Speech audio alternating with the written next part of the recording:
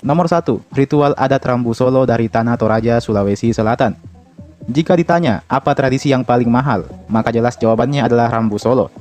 Rambu Solo adalah upacara pemakaman masyarakat suku Toraja yang bertujuan untuk mengantarkan arwah orang yang telah meninggal menuju ke alam yang disebut dengan Puya, semacam dunia atau ruh atau surga bagi orang-orang Toraja.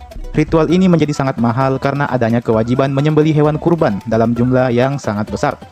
Dan hewan yang dikorbankan adalah kerbau atau di sana disebut dengan tedong dan juga babi. Nah, semakin tinggi status sosial seseorang yang meninggal, maka semakin banyak kerbau dan babi yang harus dikorbankan. Sedangkan, harga satu ekor kerbau saja bisa berkisar antara puluhan juta. Namun, terdapat pula jenis tedong tertentu atau kerbau tertentu yang harganya bisa menembus harga 1 miliar per ekornya.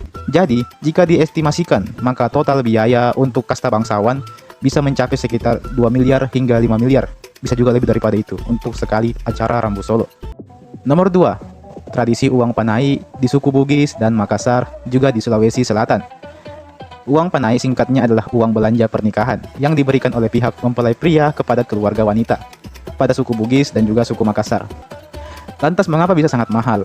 Karena nominalnya ditentukan oleh derajat sang wanita.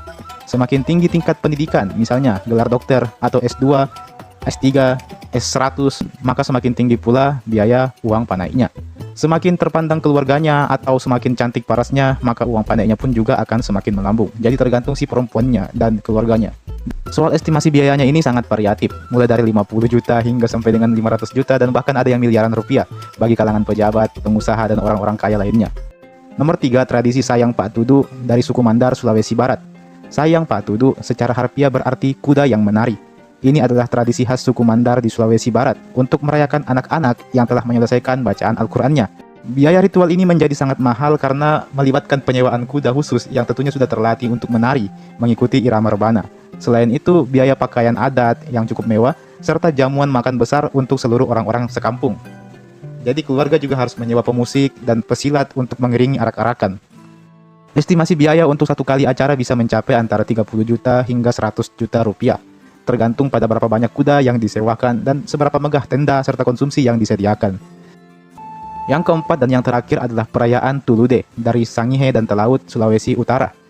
Tulude adalah upacara adat syukuran dari masyarakat Kepulauan Sangihe dan Talaut di Sulawesi Utara dalam rangka untuk menutupi tahun yang lama dan menyambut tahun yang baru.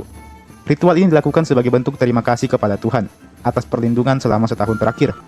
Jika digelar secara pribadi oleh tokoh masyarakat atau kolektif, biayanya bisa mencapai ratusan juta rupiah. Warga menutupi biaya ini melalui sistem iuran komunitas atau subsidi dari pemerintah daerah setempat. Jadi ada